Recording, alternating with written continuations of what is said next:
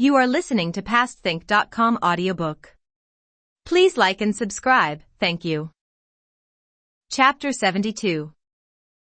Kong Ming captures Guanzhong by cunning. Cao Cao retreats. As foreseen by Wang Ping, Su Huang's adventure to the other side of the river is a disaster. Attacked on all sides by Xuanda's troops, Su Huang's men suffer catastrophic losses. In the end, as Wang Ping warned him, Su Huang is forced to try to escape back across the river. Here many of his men drown. You can therefore imagine Wang Ping's disgust when Su Huang comes raging up to him saying it is Wang Ping's fault. You knew the danger, so why didn't you come and rescue us? What, exclaims Wang Ping. And put our base here in jeopardy. I warned you not to go. This simply puts Su Huang into an even more intemperate rage. Frankly, Wang Ping has had enough. That night, after setting fire to the camp, which forces Su Huang to panic and desert the camp, Wang Ping crosses the river and surrenders to Zhao Zilong. Deeply angered by this betrayal, Cao Cao leads the advance to the bank of the river on the east side, where he faces off against Zhao Zilong on the west. Deadlock ensues, until Kong Ming takes things into his own hands. He sends Zilong with 500 men to a secluded hillside beyond the enemy camp.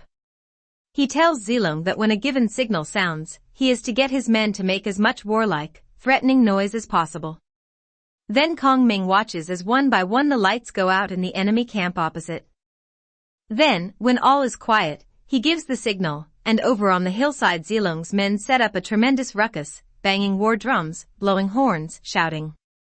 Cao Cao's men leap up from their sleep, convinced they are about to be overwhelmed by the enemy, only to find no one there. This happens again the next night, and the night after. Every night the sleep of Cao Cao's men is disrupted. By the third night the Wei troops are utterly exhausted and completely on edge, even Cao Cao, and so the next day they retreat from the riverbank. On Kong Ming's advice, Xuanda crosses the river, and sets up camp with the river behind his men's backs. This unconventional move confuses Cao Cao, and he issues a challenge. Battle commences the next day, with Cao Cao denouncing Xuanda as a traitor against the imperial court, and Xuanda replying that Cao Cao is the traitor for having murdered the empress, making himself king, and having the audacity to use an imperial carriage. With that the armies engage, and almost immediately the army of Shu retreats, running back to the river Han, and leaving their camps and supplies for the enemy to seize. Just as it seems these will fall into the hands of the Wei troops, Cao Cao orders his men to pull back. Bewildered, his commanders ask why. My suspicions were first aroused by the fact that the enemy were backed up against the river. Then, that they abandoned so much stuff, horses and weapons. Pull back and don't touch anything, he exclaims. But they are too late. No sooner has the retreat started than Kong Ming gives the signal, and the trap he has prepared is sprung. With Xuanda leading the central charge, Zhao Zilong the right and Guanzhong the left, they soon have the enemy running for their lives. As Cao Cao tries to pull back, news comes that Wei Yan and Zhang Fei have seized Longzhong, and then gone on to seize Nanjing, cutting off his retreat. In disarray, Cao Cao retreats to the Yongping Pass. Kong Ming's plot has worked, and Cao Cao is bottled up at the pass. In particular, Kong Ming has sent Zhang Fei and Wei Yan to seize the grain convoy on its way to supply Cao Cao. Hearing of this, Cao Cao asks for a volunteer to go to protect the convoy, and Su Chu puts himself forward. With 1,000 men he rides off and soon, as night falls, meets up with the convoy. Relieved by the extra protection, the head of the convoy presents Su Chu with meat and wine, which Su Chu eats and drinks swiftly, becoming quite drunk. He then insists that they press on through the night, and even though the head of the convoy pleads with him not to, as it is too dangerous, Su Chu insists. As they pass through a narrow defile they are suddenly attacked. Zhang Fei sweeps down and in single combat severely wounds Su Chu, who in his drunken state is not able to hold his own. The northerners flee, and the convoy falls into the hands of the men of Shu. This is the last straw for Cao Cao, who the next morning rides out to do battle once and for all with Xuanda. It is a disaster for Cao Cao. Defeated, he tries to retreat to his camp at Yongping Pass, and in the panic many of his men die trodden underfoot by other panic-ridden soldiers from their own side. Arriving at the pass, he tries to find safety there, only to be forced out by the enemy. Cao Cao flees, hotly pursued by Zhang Fei, Zhao Zilong, and Guanzhong. Riding hell for leather towards Yi Valley, Cao Cao sees what appears to be yet more of the enemy coming towards him. But relief overcomes him when he sees it is his son Cao Zhang. This aspiring warrior, determined since childhood to be a hero, has just defeated an uprising by the Wuhuan people. Hearing of his father's troubles, he has come marching to assist him. With these additional forces, Cao Cao defends the valley, and it is here that the armies fight again. The battle is indecisive, and for many days the enemies sit facing each other. One night Cao Cao is having dinner when he is given a bowl of chicken soup, and floating in the soup is some chicken gristle. Asked at that moment to give the password for the night, he says, "Chicken gristle." When Yang Xiu, who is his primary secretary, hears this, he tells his men to start packing up to go home.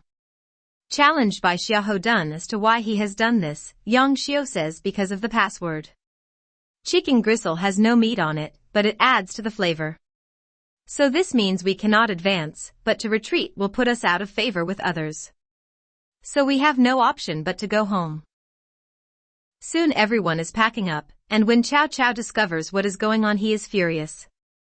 "How dare you make up these stories?" he shouts at Yang Xiu, and orders his immediate execution. Cao Cao and Yang Xiu have a long history of misunderstandings, and of Yang Xiu being perhaps a little too clever for Cao Cao, who both admires and resents him. In particular, Yang Xiu's way of interpreting characters written by Cao Cao to mean something different has both fascinated Cao Cao and annoyed him as well. Cao Cao is also troubled by Yang Xiu's friendship with his third son, Cao Ji. In the struggle to be named heir, the eldest son, Cao Pai, sought the help of Wu Ji, one of the senior advisors. To prevent Cao Cao finding out, it was proposed to smuggle Wu Ji into Cao Pai's quarters in a large container used for storing silk. Discovering this, Yang Xiu informed Cao Cao. But Cao Pai heard about this, and so cancelled Wu Ji's visit, and had the container actually filled with silk rolls. When Cao Cao's police investigated, they found only the silk and reported this to Cao Cao. From that day on Cao Cao believed that Yang Xiu meant to harm his eldest son. Many other instances of misunderstanding, mistrust and suspicion have created in Cao Cao's mind a desire to get rid of Yang Xiu, and the chicken gristle is the excuse he needs. Yang Xiu is 34 when he is executed and his head exposed at the entrance to the camp as a warning. The next morning Cao Cao rides into battle. But no sooner has he ridden out than news comes that Ma Chao has attacked from behind. Turning to address this problem, Cao Cao suddenly finds himself attacked by a troop led by Wei Yan. Wei Yan manages to fire an arrow, which knocks Cao Cao from his horse, and as Wei Yan closes in for the kill, it is only a dramatic charge by Pang De that saves Cao Cao. So powerful is Pang De's charge that Wei Yan has to retreat. Ma Chao has also been forced to retreat, so Cao Cao is carried safely back to his own camp. The arrow has knocked out 2 of his teeth. While undergoing treatment, Cao Cao recalls Yang Xiu's view that they should just go back home, and he realizes how wise the advisor was. His body is exhumed and given full military honors for burial. And then Cao Cao sets off to return to the capital, with Pang De defending the rear. As they journey north, suddenly, without warning, there are fires on both sides of the valley, and an ambush is sprung. Will Cao Cao survive? Let's find out.